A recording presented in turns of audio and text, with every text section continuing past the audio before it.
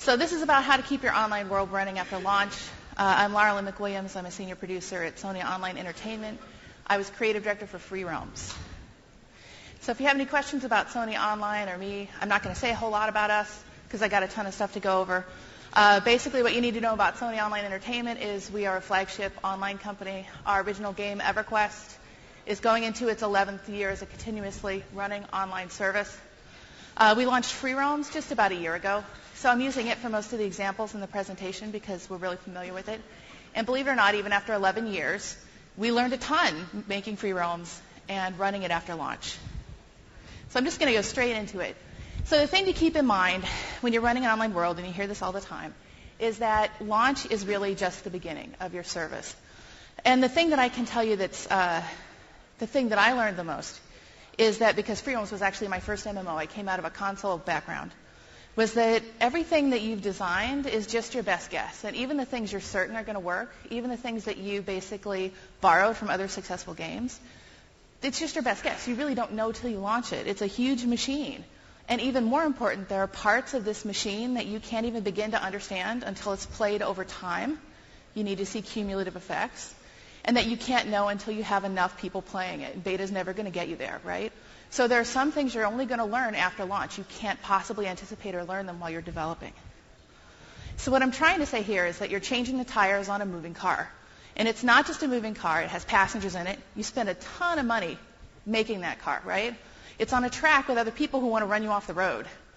And you need to make changes. So my goals here are to talk to you a little bit about the foundation for live game management and some of the elements that are most important, including player feedback and data. And you'll hear me say the word data like a billion times in this presentation. And then I'm going to illustrate it with some examples from Free Roams.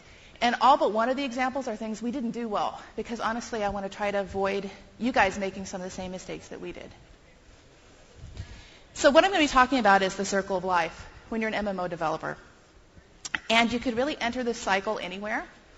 I'm going to start with evaluate for my presentation because this is where you're looking at your game and the status of your game and deciding what you need to do. Once you figure out what you need to do, you have to plan how you're going to do it. Then you're going to implement and release, and I won't talk a lot about those, right, because those are mostly technical discussions that are beyond this presentation. Then you're going to communicate with players, and then you're going to start looking again to see how did that update do? Did we change things? Are things better now than they were before? Are we making more money? Are players happier? Whatever your criteria was. But you can leap into this cycle at any point. You're going to keep spinning on this cycle for the entire life of the project. We're still spinning on this cycle on EverQuest after 11 years. So let's talk about evaluation first. So there are 2 steps to evaluation. Figuring out what kind of change you need and then assessing the impact of that change on the game. So let's talk first about determining the changes that you need. So there are 4 main kinds of changes you'll have to make over the course of running your online service. Delivering a player request is the easiest, and this is easiest to most difficult. Delivering a player request is the easiest because players want it, right? Fixing a bug is also fairly easy.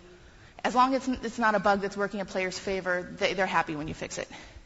Repairing a system that's unbalanced or unsustainable is extremely challenging because players may not recognize that it's broken, or they may like it broken. That gets a little trickier. And the most difficult one is addressing a business need, and that's the final example that I have in the presentation, is making a change that may not be something that players like, but that you have to do it for a business reason. And this can include things like consolidating servers.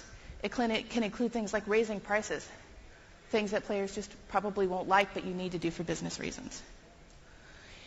So let's talk for a minute about all the information sources you have coming in to talk to you about the changes that you might want to make to your game. And I think there's a great quote from Margaret Mead about this. So what people say, what people do, and what they say they do are entirely different things. And you really can break your decision-making down into the 2 ways that you're getting data. What people say and what people do. And I'm not saying don't listen to players, but what I am saying is knowing what people are actually doing is way more important for your decision-making than what people are saying. And I'll be talking about that as I go through. So who do I mean when I say people? I'm mostly going to talk about players in this presentation, but keep in mind you're going to be getting feedback from all sorts of people. There's bloggers talking about your game. There's press. The team's going to want to do certain things with the game to take the game where they always envisioned it going. And then you'll have executives also giving you direction about what your business needs are. So you have a lot of different people contributing ideas and thoughts to what you might do. So let's talk for a second about players. So this is something we learned a lot in Free Roam. So they're the traditional ways that you think about talking to your player base, forums, /bug, conventions, fan sites. But the honest truth is that that's a minority report. So what we've seen on our games is only 10% of our players use the forums. That's in our adult titles. In Free Roams, it's about 2% or less. And part of that's because kids under 13 can't post in our forums because of COPPA compliance. So really, forums are not the best way to get feedback, especially since only very specific personality types will ever post in the forums. It's people to take the time to actually sign in, and even know the forums are there, right? Casual players don't even know the forums are there. But then to be aware of them, take the time to sign in, take the time to post something. It's a very specific personality type, and it's not representing the majority of your players. So there are other ways you can get players to give you information.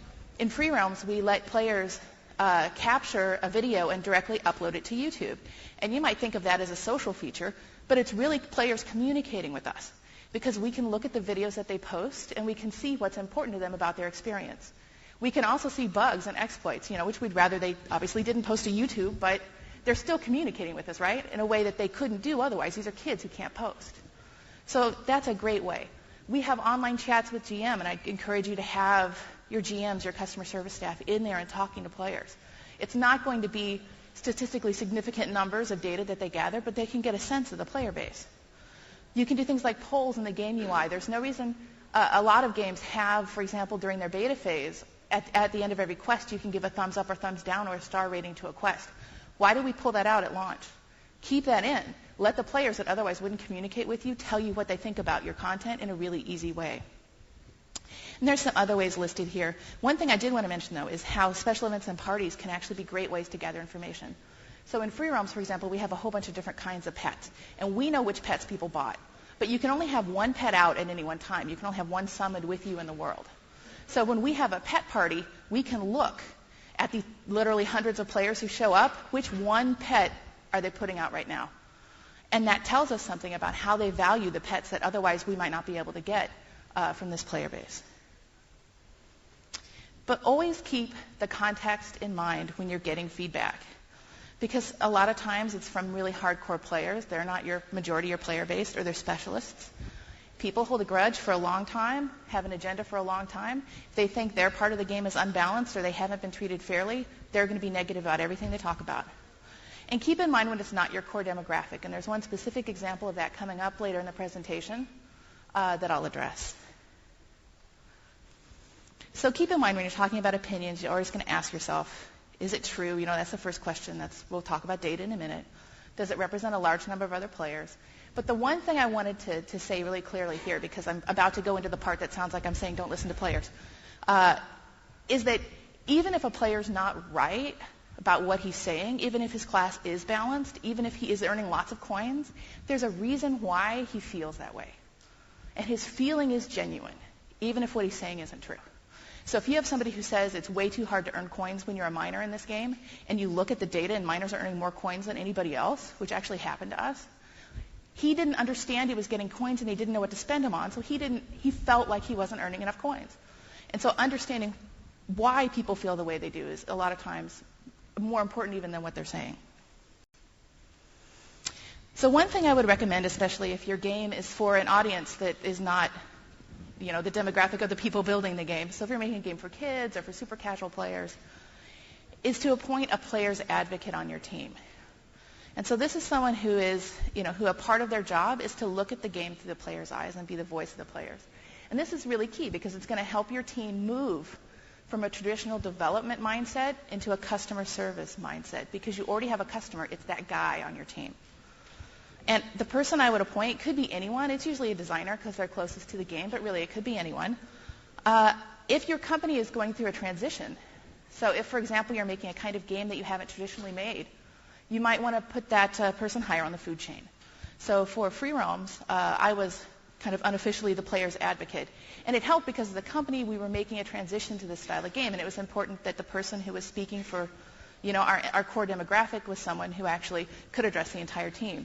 It may not need to be someone like that on your team, so it's up to you to figure that out. But I would definitely formalize that position and encourage your advocate to stand up for players. It needs to be on the development team. Don't have a customer service person come and visit. because customer service knows the game really well and they know the customer really well, but you need to understand as a development team that you're making a game for a customer now. Let this advocate sanity check your decisions. Run it past him. See if it's going to get him mad. See if he says, this is not fair to the people who are playing this part of the game. And acknowledge that that's going to cause some tension, but that's good. It's better to have an argument with one guy than with your player base. So it's a really important thing to keep in mind when you're not your target demographic. So now let's talk real quick about the second step in evaluation. Because really figuring out what to do with all of this information coming in is the hardest part of managing a live game. So when you're assessing the impact, of course, any change you make is bringing risk with it, no matter how simple it seems. But more importantly, I firmly believe that running a live game is all about risk management. That's 100% of your job when you're running a live game. So you're assessing the impact and trying to balance three different things. And a lot of times everyone focuses on the players, but there's two other things you're trying to do here. You're trying to protect your business. Because if you make a decision that players love but makes you less money and the game ends up closing, you haven't helped players at all, have you? The same thing with the team. If you make a decision that helps players, but it's going to burn the team out, then their content, the work is going to be buggy or it's going to be lower quality. So you're really a balancing act between these three different needs. And keep in mind that players are investing time as much as money in your game. And a lot of times they'll value their time investment more than the dollar investment. And also keep in mind that microtransactions, as the previous talk was saying, they complicate everything. Because in a subscription model, you're trying to provide ongoing and excellent service. In a microtransaction model, people paid money for individual items. So changing any items in the game, for example, becomes significantly more complicated. So let's talk about those three groups that you're trying to balance for a second. So with players, some questions to ask yourself so now you've looked at the evaluations, you think you know what you want to do, and you're going to assess the impact of this change that you're thinking about making. So ask yourself, is it affecting anything that players have already earned? Or even worse, that they bought? And these are getting more touchy-feely as I go. Does it set any players back? Were you level 17 before the change and you're going to be level 16 after? Obviously, you wouldn't want to do that. But more important, does it affect how you play the game, or does it affect your success strategy? Because humans are pattern-making machines. If you think about sitting in your living room, watching TV, you want a beer, you're not going to walk, out the front door and around the back of your house and then in and down the hall to get a beer, right? You're going to walk straight there. And if there's an ottoman or a coffee table in your way, you're going to move it. And if someone puts something there, you're going to trip over it. We are pattern-making machines. It's how we work. And that's how players play your games. Even the most casual players build patterns of success. And if you're going to make a change that's going to change the way they play the game and their pattern of success, they will react more strongly to that and more subtly to that than you can imagine. So you'll find that your revenue and your retention is going down and you won't even know why. It's because all of a sudden as a miner, you get more experience playing a different part of the game than you did before. And players don't understand that change. You also have to ask yourself if it affects one kind of player more than other kinds of players. So you have to really be in tune with your player base and what they're doing. And this is not just like one class versus another. We're talking about free players versus microtransaction players versus subscribers. You really have to think about who is this affecting, older players, younger players. So I'm going to have not as much to say about the team. I just wanted to mention it real quick. It's all the things that you do in standard project management. You don't want to divert their focus. You don't want to overburden. The most important thing I can say off here is the importance of defining success criteria. What are you trying to accomplish with this change that you're evaluating? If it's to drive up revenue, by how much? By which segment of your population? Because the more clearly you can define the success, the more that a team will understand what their goals are. And then for the business, these are all the things that you would expect for you to be concerned about when you're making a change, and it might affect your business. The one I wanted to mention specially is precluding later changes. So you have to have a long-term plan for your game. You can't make a change today that means 6 months from now when you know you're going to introduce a new feature, that new feature is not going to work. So you have to have that long-term roadmap, and it's one of the most important things in terms of managing your team from a business perspective. Briefly, wanted to mention something that we found really helpful. It's a Scrum terminology. It's a Scrum approach. You don't have to use Scrum, though, to have a benefit from this. It's in Scrum called a backlog, which is a list of things you want to do and changes you want to make and things you want to add to the game without regard to when you're going to add them or how many people you assign to it, right? It's a to-do list of everything you want to change for the game.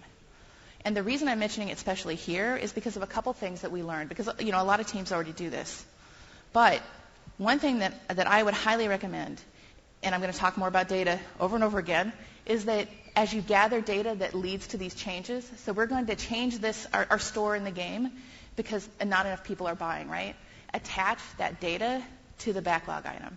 So when you pull that backlog item to start to work on it, you can refresh the data and make sure it's still true.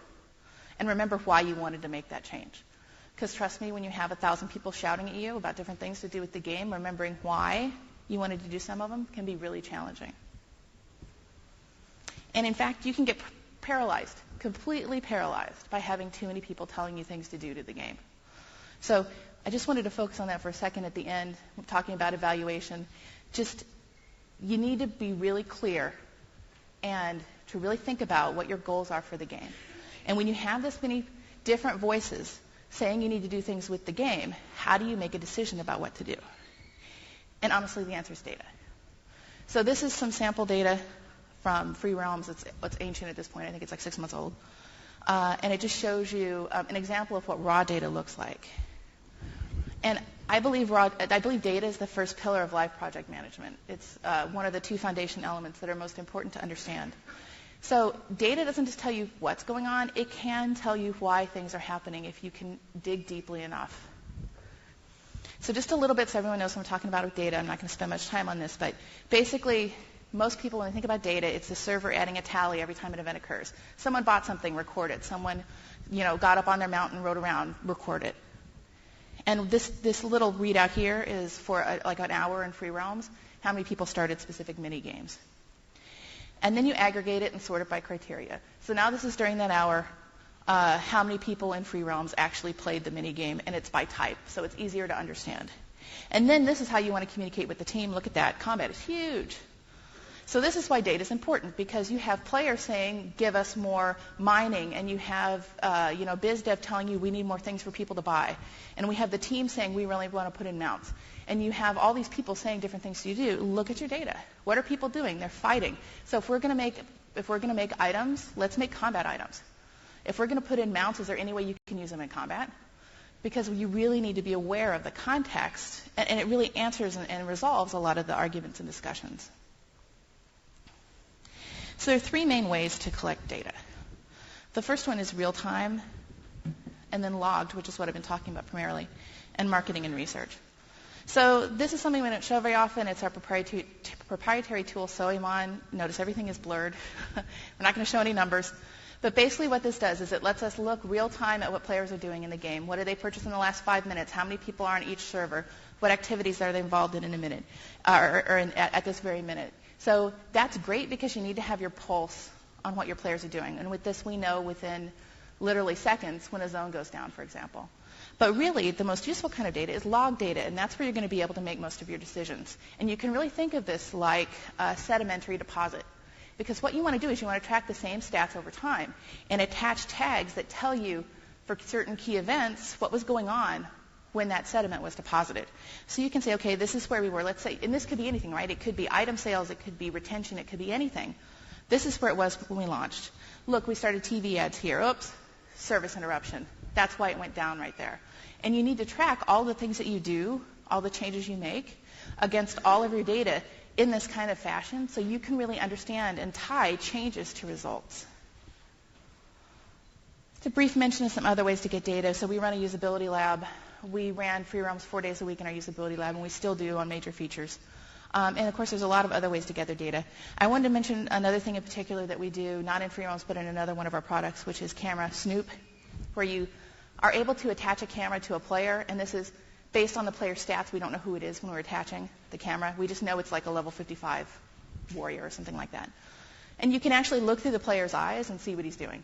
And why this is important is because it's one of the only ways, for example, you can find out what players are doing in a cumulative way, right? So we can attach to someone who's just in his first trial period and see where he stops playing during our trial, right? So it's really, we can see when we just release a new dungeon where players are going in that dungeon. So it's a really valuable tool, and I'd highly recommend it. So if I could make one point in the presentation of what we learned, it might be this one. to implement logging as soon as you have a client. And I know that sounds dumb because you don't have any players yet. The first point I'd make is that there's a lot you can learn from your client, like performance stats. Your team can give you good information. Your company can give you good information. But the main reason that I'd say that is because, and we learned this the hard way, that implementing logging in a way that's not going to crash your servers or be a huge performance hit or that has reliable data usually takes some of your most experienced server programmers. So when you're 5 months or 6 months from launch and you're trying to finish off all these features and you're trying to get your store in and you're trying to get monetization in, are you really going to take your most talented server programmers and have them work on logging? You're probably not. And that probably means either somebody's going to do it and it's going to be a performance hit and fail, or it's not going to get done until after launch, and you're going to go the first few months of your game without any idea of what your players are doing. So biggest piece of advice I can give, implement logging as soon as you have a client that you can log. You could even implement logging on the server before you have a client, actually, technically. So these are the kind of data questions you ask, right? The obvious ones. So how many items does each player buy? We'll take that one as an example. So you can actually refine that and look at it, okay, by day and week, right? Or I want to know which items are the most popular. Are we trending up and down? Are there colors that are more popular? Right? So it's all about digging more deeply and into the questions that you want to know. But where it really gets powerful is when you make the leap to correlative data. And that means you're going to start making connections between different types of data.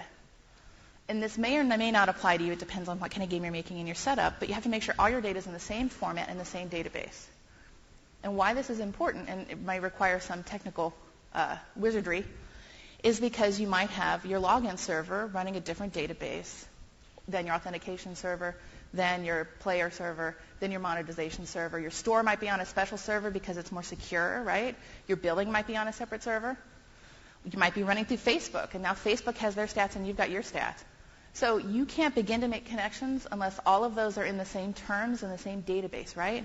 Because what you want to do is you want to make connections among all of that data.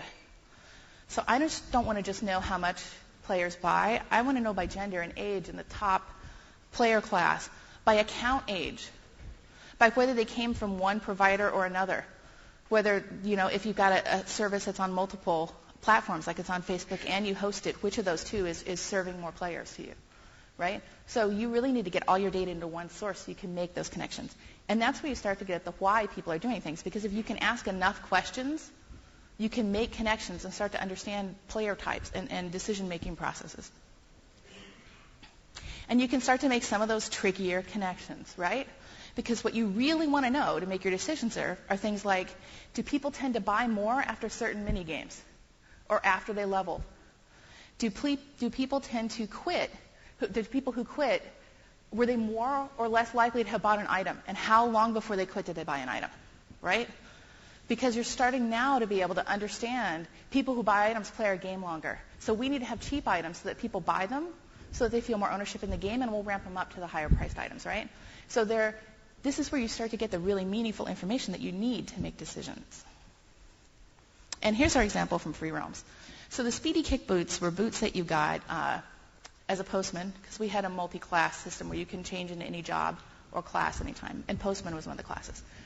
So the Speedy Kicks boots you got for completing a collection, which is actually a fairly significant amount of work in Free Roams. And it gave you too much of a boost because you could wear those and have a pet out, and the two things stacked or multiplied, and you were going too fast. And the reason it mattered is because we're looking 10 years down the line, right? EverQuest. Speed boosts are the most powerful things you can give players, and it was setting an unsustainably high boost too early on. So we had to reduce the speed that those boots gave you. So how do we do? Not so well. This is a blog from Game Genius where they titled it, "Do Casual Gamers Care About Fairness? The Rodolfo Speedy Kicks Nerf." So the answer is we didn't do it very well. And where we failed was on gathering data as a part of our evaluation about making this change. We didn't take a good look at the data. And if we had, we'd seen that very few people had the Speedy Kicks.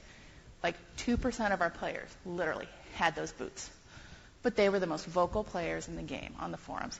And that's a screenshot of the 558 posts we got the day that we made the change to those boots. So I'll talk about damage control and how we fixed it a little bit later, but it's just a small example of how You need to look at the data before you make a change because it'll change your mind about how you make the changes. So I'm going to move on to planning a little bit. So this has all been about so far about how you evaluate the situation, who do you listen to, how do you figure out what you want to do in the game, and the answer is usually data. So now that you know what you want to do, you're planning for that change. And that's really the second pillar of live project management is change management. And there are two ways you can look at it, right? Versus the environment and versus the product. So I'm not going to spend a lot of time on environment. I'm just mentioning it for folks who may not be completely aware of what I mean. This is the server structure we run for Free Realms. Main is our environment where our programmers work. It's the least stable code because it's got live code on it. We have another server entirely called Dev, which is where designers and artists work. So they can be insulated a little bit from the code that's crashing all the time. We have a completely separate server called QA where, as you might expect, our QA testers live. And that's our first beginning of a replication of the live environment. They're isolated from the other servers. We have one beyond that called Live Test. Live Test is where we push something that we believe is ready to go.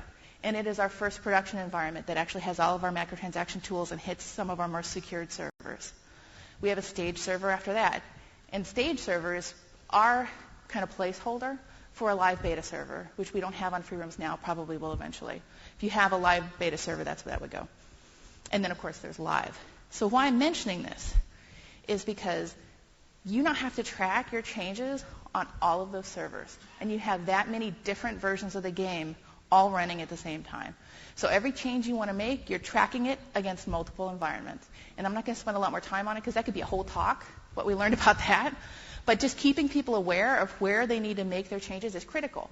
Because if you've got something huge, like let's say it's a whole new player class or a whole new player animation system that you're working on, the coders are working on, you can't push that environment live before they're done. It's going to break things for players.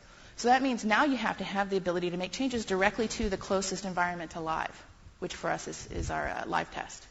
So you have to patch each one of those environments individually. So it's just something to think about when you're managing these changes. But I'm going to talk a little bit more about versus the product. So your product is hugely complex, regardless of what it is, right? There's certainly a spectrum. Free Realms is less complicated than EverQuest, for example. But it's still really complicated. And you have to be aware of how a change in one place is going to affect other places in the game. And something you also have to think about is when you need to bundle things together. So, for example, when we were working on mounts for Free Realms, we did sitting on chairs at the same time because it's the same technology. I click on something and then I'm mounted to it at a mount point, right?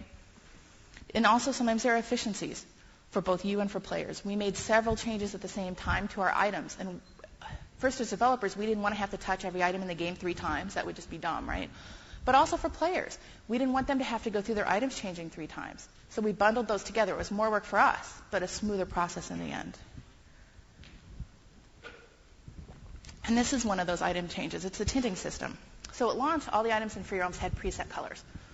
And we actually use that to determine rarity and value to some extent, because Free Realms is a very casual game, so it doesn't have a lot of stats involved for players. So one of the key distinguishing features between 2 pair of pants was the color. But players really wanted to tint their clothes the color that they wanted, right? And self-expression, it turns out, is a really big part of Free Realms. So we decided to make the change. But of course, first we got the data, right? We weren't going to make that change before we got the data.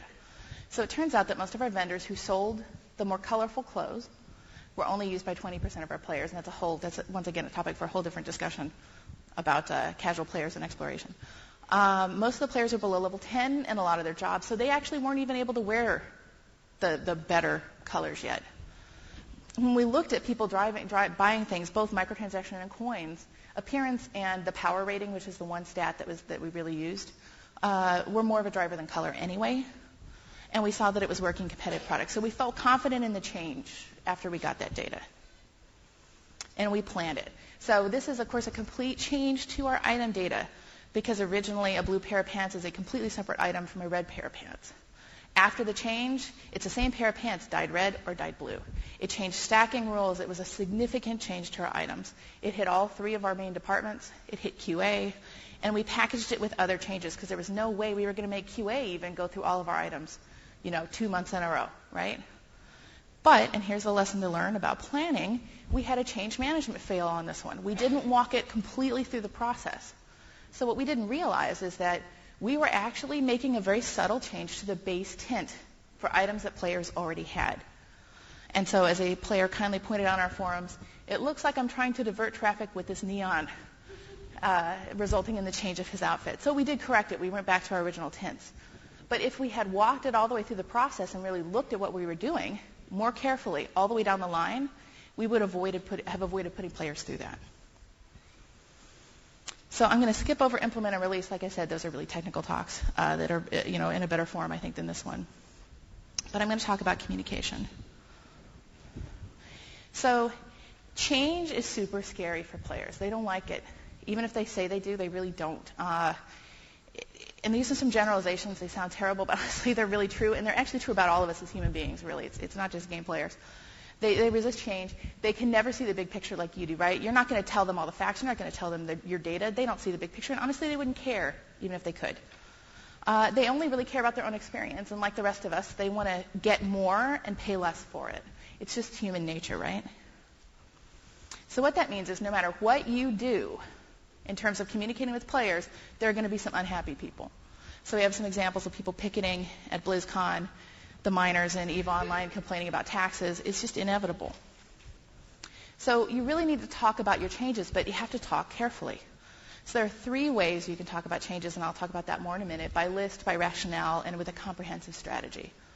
But the first thing I want to say is to think about when you're going to talk to players, because honestly, that can be more important than what you say. So as a general rule, before you release a change, talk about it if it's a new feature, because everyone's excited about those. That's awesome, right? If it's a player request, absolutely. They're going to be excited about that too. If it's a bug or if you've made a mistake, don't be afraid to admit when you've made a mistake. It endears you to players when you admit it and fix it, right? Especially if the fix looks prompt, then they really are. You're your biggest fans at that point. And also when you have data that you can show to players, which is rare, but if you do, then use it. So you've seen some companies use this when they do server consolidations, for example, that they'll publish the population numbers on the servers that are closing to say this wasn't a good environment for you anyway. Look, only 2,000 people were logging in on the server a day. We're moving you to a more populated server. But it's rare that you'll want to share data with your players. So you can sometimes talk about something after you've already done it. This is what we usually do if it's something that changes items players bought or that they earned. Because there's no sense in getting people bent out of shape if you're going to make the change anyway, right? Talk about it after you make it. If you're stopping an exploit, talk about it after you stop it, obviously. And this is the big one. If it's an unpopular change that you know you have to make, talk about it after you do it. Include an explanation if you think players are going to understand. Don't explain it if you don't think they're going to understand. And I've got an example here of a change that we made, which was removing treasure tickets, which are sort of a lottery system we had in the game, where all we said about it was, by royal decree, we are phasing out treasure tickets to prepare for changes to the royal vaults. Tickets will no longer be awarded for any in-game activities. You may spend your remaining tickets on the vault or sell them for coins. Tickets can be sold in the coin shop or by speaking to Gulch outside the royal vault. The end. We're not going to tell you why we made that change. Because we knew they wouldn't like it, right? It was for internal economy reasons. And we didn't want to talk about that data. So we told them about the change in a way that was, kind of in character for the game without explaining why. Don't ever talk about something you may roll back later.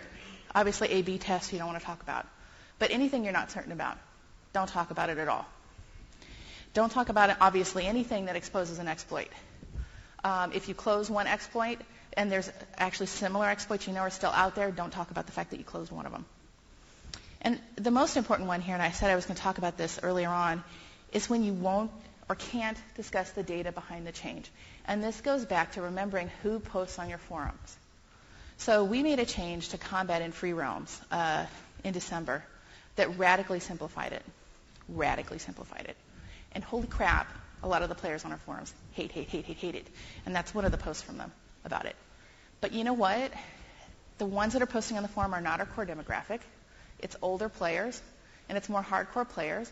And the data is showing us with our core demographic, the new combat is literally 1,000 times more popular. 1,000 times. There's no way we're rolling it back. So what are we going to say to these players, right? So we're saying nothing. Because we can't tell them we know you don't like it, but we're not changing it, right? That sucks. So we're just not saying anything. And honestly, a lot of things like this just blow over on the forums if you give it a little bit of time. But there's some other ways that you can kind of encourage things to blow over. So this is a sample of a list. It's just a list of things we release. On free roams, we keep our lists very simple. We don't go into numbers because it's a casual game and it's a kid's game. On some of our other games, we do go into numbers and we talk about percentages that things changed. By a rationale, what I mean by that is posting a blog that talks about why you're making certain changes. In this case, it was for job sampling, which I'm going to talk about at the end of this as a final example, because we wanted players to at least understand part of why we were doing it. It was a big enough change, we didn't think we should do it without at least talking a little bit about it. But this is the one I want to talk about the most, which is vice strategy. So when you know you're doing something that's going to be disruptive, you need to formulate a complete strategy around how you're going to handle that. And it's more than just the development team.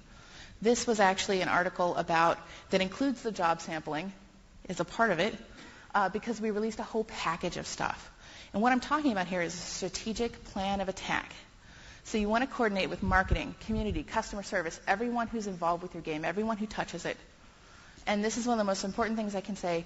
Keep one positive item in every update and stage that with good PR. So we had a couple bitter pills in that update. And we put some really great things in it to counteract it, right? So we had a couple things we knew players probably wouldn't like, but that we really needed to do. And we put it with housing and brand new pets and a new job and a whole bunch of things that we knew players would love that they'd been requesting. The item tinting went in that build as well. So it's just really key to think about the whole package and how players are going to expect that or accept that whole package. And at the end, you have to be ready for damage control. So just to show a little bit about damage control, this is the Urban Dictionary entry on Star Wars Galaxies, which some of you may be familiar with. And the honest truth, though, is that anything you do is going to lead to damage control. And I'll talk about that in a second. Here's the speedy kicks back again. So how do we solve that situation where we didn't look at the data on the speedy kicks before we made the change, right? That was a failure on our part in the assessment and evaluation stage. So few players had it that what we did was we reset it back for the players who had it and then attached a whole new item that was identical in every way except for the stat to the collection. So everybody after that date who did the collection would get the one we wanted, right? The right low speed boost, but all our existing players kept the one they have. And it really didn't matter because only 2% of our players had it, right? So we could make that change without disrupting any existing players in that case. But the honest truth is that people are always going to complain, even if it's something in their favor. So we made a change where we increased the amount that you earn and we reduced the price you had to pay for things, right? That's full of win. There's no lose in that situation for players, and they still complained. So they said things like, I spent 2,000 coins last week for something that's now only 500 coins. And the answer to that is customer service, right? So when we get those complaints, customer service visits with those people and refunds them the coins. It's a really small percentage of the population. But the point I wanted to make is it's always going to happen. So no matter how happy you think an update is, there's going to be someone who doesn't like it. And I have a friend from Guyana who has a great saying that always pops into my head, which is, for every moldy biscuit, there's a piece of rotten cheese. So no matter how terrible something is in your game, there's someone who is all about that thing and is going to post like mad to your forums when you change it. So you just have to always be aware that that's going to happen. So that's a little bit of the circle of life. And you can see why, like with the speedy kicks, after we made that change, we went back into evaluation mode. How are people liking the change, right? And item tinting, we went back into evaluation mode. So we didn't think it was going to affect item sales, did it? And do we need to tweak it some more? So I have one last example that I'm going to walk through, which was our most complex change that we made, and I'm going to show you how we went through that whole cycle on it. And this is job sampling. So when we launched Free Realms, it had 15 jobs or classes. And remember, anybody can switch to any class anytime. Everybody is always all of these classes.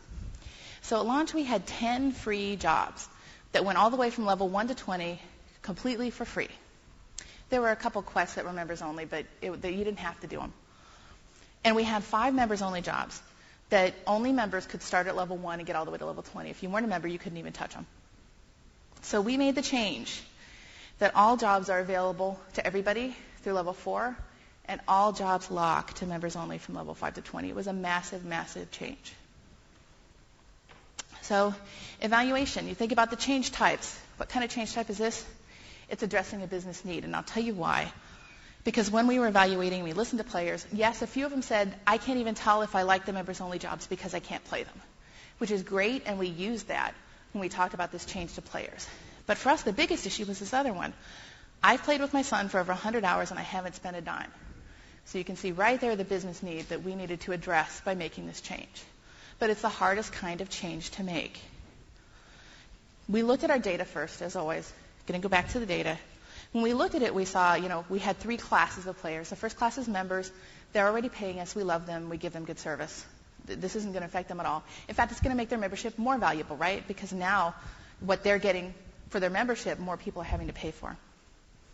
We had a category of what I call free consumers who are around level 10, midway through, and most of their free jobs. They were spending a little bit of microtransaction money, but they were spending the same amount of time in the game as the members. And then we had this third category of what I call the free dabblers. They would come in, they'd play a couple levels, low session times, infrequent sessions, not spending microtransaction. They're free players. We're probably never going to get them to pay us. They're the people we monetize through ads and product placement and other methods entirely, right? So our big failure opportunity was with the free consumers, right? We want to convert those people to pay us money, and that's why we made that change. So we were thinking now in the next step, right? We're planning. What is the impact of this change? So the biggest one, which I can't, no amount of statement can assess how huge this was. It's just a change to the way the entire game works. We had to touch every quest, every job, every mini game in the game. It was a humongous change for us. We were closely watching our revenue and retention, and based on our data, we felt like it was going to be a positive impact. We knew that those free consumers were going to be unhappy. Absolutely, because we were, in theory, taking something away from them, although I'll talk about that in a minute. Although all the free players were going to benefit because now they could sample those free jobs that they couldn't even touch otherwise. And of course, we're always aware of the fact that it might lead to negative press. So change management on this was huge. Think about that massive service structure. We basically push from the top of the pyramid, main, all the way down to live every 2 weeks on free realms. That's our update cycle. So we held our main and dev environments for 8 weeks. That means 8 weeks of pain for our team, where if you need to patch the live service, which we did many times during that, you have to patch by hand to our live test server very carefully. But we did it because this was such a massive change that managing it and making sure we didn't accidentally give something to players that would break them before everything was done was really crucial. Another key thing we did was we grandfathered existing characters into the old, payment scheme. What this means is if you had a character that you created before the date we made this change, we were going to guarantee that those free jobs when you started your character would remain free for you forever. So that was a huge database change we had to manage. Of course, we did usability tests on it 4 days a week. We had to redesign the user interface. Remember, this touched our advertising. It touched literally everything we had about the game. But more important, we combined it with those top player requests. This was the bitter pill, in theory, that more of the game was going to be behind a pay gate. But look what else you're getting. You're getting pets, you're getting housing, and free players got houses. And it was really important to us that we package it with a lot of other positive experiences. We communicated it pretty clearly to players. We created the concept of the original character, and that's a pop-up that you see there that when you delete a character that has this original character status, we really clearly tell you, if you delete this character and make a new one, the new character is not going to have free access to those jobs that he has now. We did facts, we did blogs, we did interviews. We wanted to be really clear about this change and all the other good things that were coming with it. And so the great thing is we didn't have to do much damage control. Because players, there were a couple negative posts in the forum, but honestly, we preserved the experience for our free players that were already, dedicated to our game. They kept those jobs for free. So they didn't have a lot to complain about. And there were all these positive things to talk about. But the most important thing I can say is that revenue clearly benefited from the change. And more importantly, so did retention. And we learned a really important thing there. That it sounds obvious after the fact, but if you think about distributing demo discs at Best Buy, people attach more value to the demo disc that they spend 99 cents on than the one that's free, right? We've known that about marketing forever. And the same thing is true here. If you pay a little bit for your experience, you value it more. So we find that people actually like the game better after we made this change, and that's a subtle effect that we would not have noticed if we weren't watching the data like sediment, right? So we know how much people did stuff before we made this change, and we know how much they did stuff after we made the change.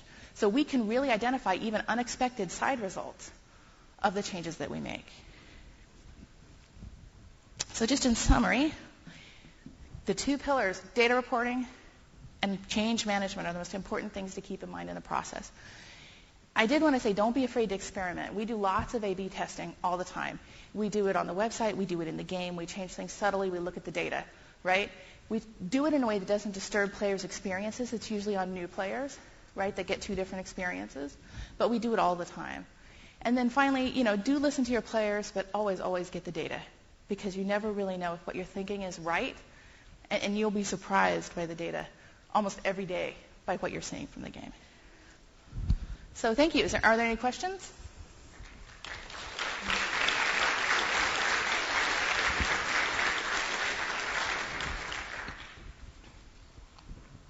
So come on down. There's a microphone right there.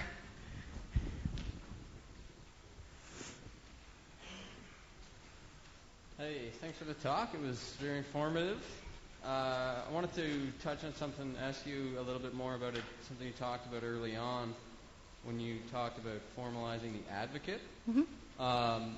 So how do you choose someone that's not psychotic to be the advocate?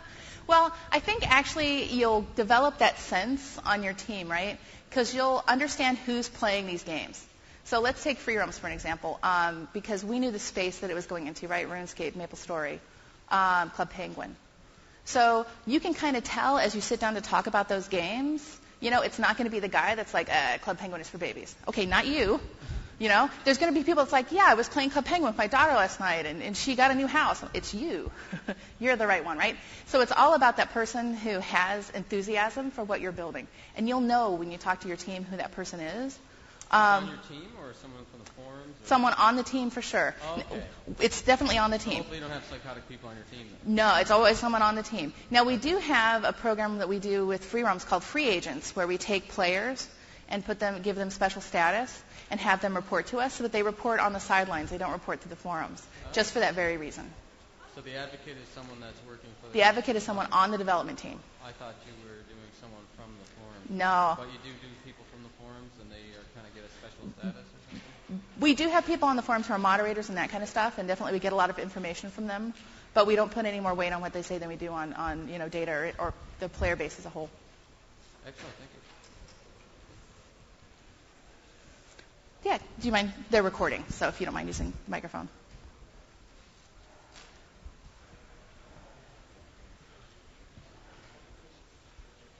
How do you make sure that even though your advocate is on your team, usually being on the team, being familiar with the game and the technology underlining it, the design underlining it, that usually will color your decision. So it's impossible to really get a true, simple kind of user view. How do you try to get as close to the user's opinion as possible, even though the person has the context? This question is how to get close to the user's opinion, even though people on the team are so close to the product. And you know what I'm going to say? I'm going to say data. Because you have to always look at the data before you make a change. And that's where you'll see if you're wrong, right? Because if you think this part of the game is sucky and then you see it's the part that people are playing the most, then, you shut up, right? It's the ultimate conversation ender when it comes to people having different opinions.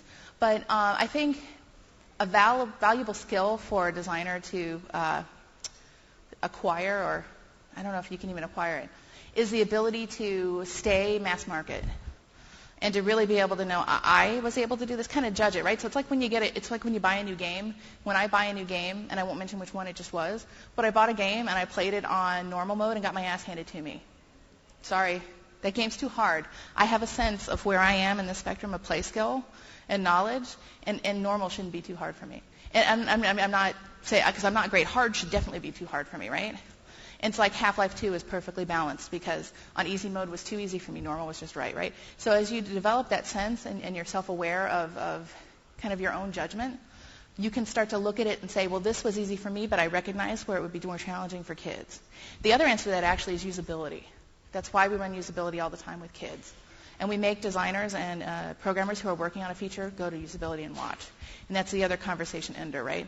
Because when they're struggling with something you built, it's so humiliating that it doesn't matter what you think anymore. Obviously, you have to make a change. Yeah? With so much emphasis on data, do you train your staff in data analysis? Or do you just expect to be able to pick the information out of that data without any formal training? So the question is if we train our staff in data analysis. So one of the benefits of being Sony Online is that we have whole departments who do that, right? We're really segmented, and we just have the economy of scale. So we can't have a whole department that's all about data. But yeah, we actually do formally and informally train all of our leads in data. The programmers, Free-Roams had the advantage of having super senior people on it, so they already knew, right, what to do with it. But we definitely do really value it, and we definitely do bring it to meetings and show the final result, like those charts, to the entire team, so the entire team knows what's going on. But it's really something that, while we've understood the importance of data for years in the online space, it's only really recently that we've started to think about it as more of a kind of an ongoing tool than an information source, if you know what I mean. Because we always sort of felt about it before like it was, oh, look, people are buying this, we'll make more of that. But we weren't really thinking of it as a way to let your player base talk to you, with A/B tests and stuff like that, which is becoming more common in the social space too. And that change we're still making right now, and I think a lot of people are. So I'm expecting in the future you'll see a lot more companies formalize their data analysis.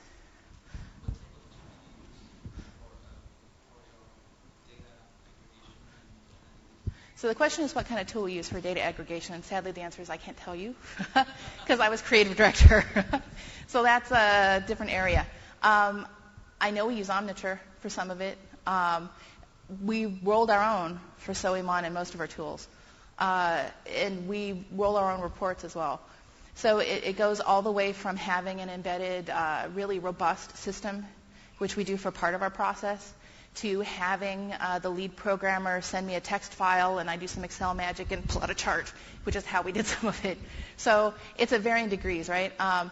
That's why I think it's really important to establish it as early in the process as you can, so you can really get the hang of it and understand where you need more depth, because after you go live is really the crappiest place to figure that stuff out. Yeah? How often do you think it's good to make an update to the game? Every week or every month? It depends on your game. We're kind of masochistic, so we do it every 2 weeks. We really don't want to keep doing that. We'd love to go once a month. Now this is just what I would call changes and not hot fixes, and we distinguish between the two. A hot fix is something you have to put out now. It's a critical bug. It's an exploit. It's a crash. We'll fix those 24/7, right? We'll call people in at night, and they'll be patching live. So there's that category that's like the now service, right? But for the others, we generally have a cadence of every 2 weeks.